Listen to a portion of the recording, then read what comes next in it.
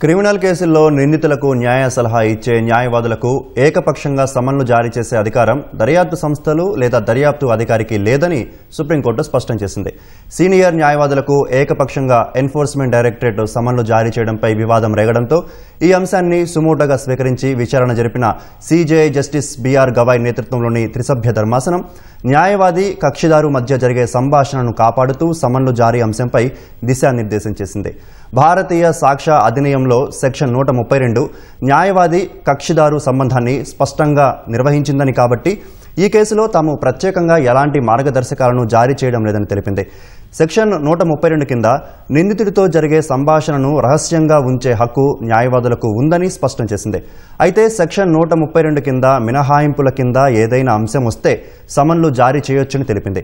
మినహాయింపుల్లో ఏ నిబంధన కింద జారీ చేస్తున్నారో విచారణాధికారి స్పష్టం చేయాలని, అదే సమయంలో ఎస్పీ స్థాయి కంటే తక్కువ ర్యాంకులో లేని అధికారి అంగీకారం తీసుకోవాలని సుప్రీంకోర్టు తెలిపింది.